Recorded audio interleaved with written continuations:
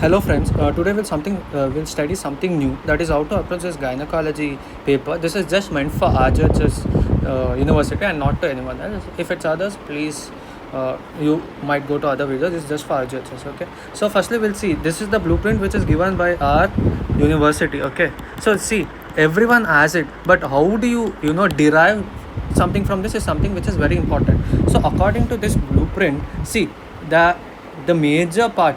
Okay, so gynac, if you are writing for 100 marks, you will have 22 questions, right? Other two are MCQs. I mean 23 and 24 are MCQ. That is fine, but we will concentrate on this. So basically you can divide the whole gynac paper according to RGHS. Okay, but for conceptual I did something, I did another video, but as of now you stay with me for throughout this video. I am sure you will benefit something. Okay, so according to them, it can be broadly classified as infections, that is vaginal discharge and infections. Okay, next we have AUB and fibroid and genital injuries with fistulas. Okay, next you have puberty, amenorrhea, menopause and prolapse.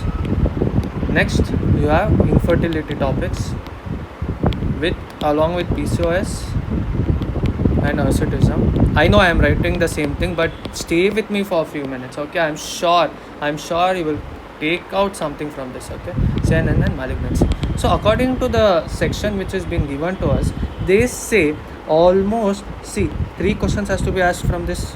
Okay, and 4 questions from this, 4 questions from this, but 5 questions from both the topic. So now the way you should study is, the preference is 5 plus 5 equal to 4 greater than 3 equal to 2 greater than 1.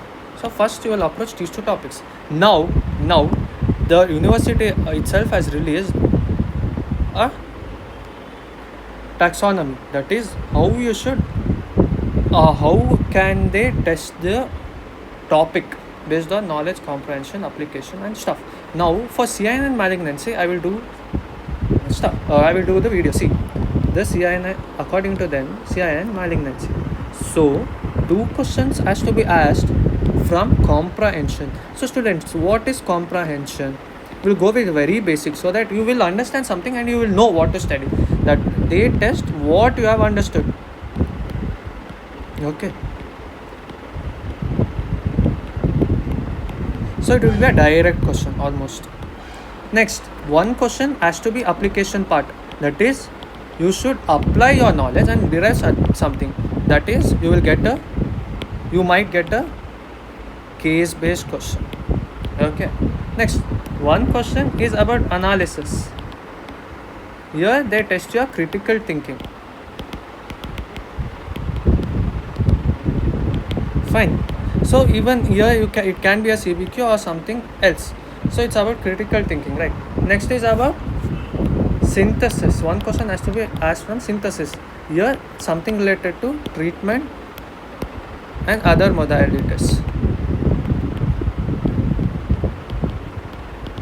Okay. Now according to our Singi, okay, so this is something which is given from university. Okay, now this will apply to Singi. So according to Singi, if you open the malignancy part, the unit, okay, from 33 to 39 you have CIN malignancy, that is 33, okay, 34, 35, 36, 37, okay, 38 and 39. Got it. Now if you see the topics, in 33 you have pre-invasive and CA cervix. Okay, now see, what are the questions which they can ask? According to our syllabus, if you see, you can either get a 10 marker questions or a 5 marker question or a 3 marker question. So based on our permutation and combination and the statistical analysis, they can either ask you 1 10 marker, correct, and how many 5 marker? 2 5 marker, 2 3 plus 2. correct? Or this is one second one, either what they can ask, 2 5 marker with 3 marker. Okay, so and various permutation combination can be there, but these two is something which has been seen in the last 2 year paper. That's why I'm quoting it here. Now coming back, this is something which you should understand. Okay, now if you see, it's about pre-invasive cancers and CS cervix, the first part, and also all the screening and investigation part is also there. That is colposcopy, correct? Both cone biopsy, correct? No?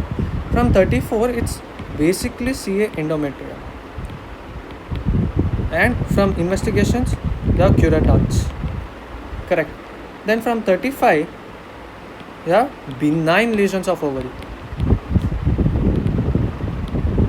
See, stay with me, I'm sure you will learn something. Okay, then complications related to that, correct? No? Next, what do you have? Malignant lesions of ovary, all this granulosa cell tumor, Krukenberg's tumor, correct? Then in investigations you have CA125, correct? 37 is something about vulval cancer, nothing is asked. Okay, 38 is about gestational trophoblastic disease. Okay, either you can get a mole question, choriocarcinoma question, and under investigations you might get a ultrasound question. Now 39 is about radiotherapy, chemotherapy, and any palliative care. See, this is something even donkey knows. I am not concentrating on this part. Now, what you derive from this is something which is very important. Now, I will apply this thing, okay, and derive what are the possible questions which they can ask. So, for 10 marker, you can either get a CBQ. So, what kind of CBQs you can get? Mostly, from past 2-3 years which I have seen, you might get a case of CA cervix and staging CA endometrium. Okay, then if your luck is bad, you might get a CA ovary, that is all serous, mucinous. Basically they will ask about classification of intraepithelial tumors, and even if your luck is worst, you might get a question from GTT. So these are the questions which they can ask for 10 marker. Now for 5 marker, okay, 1 second.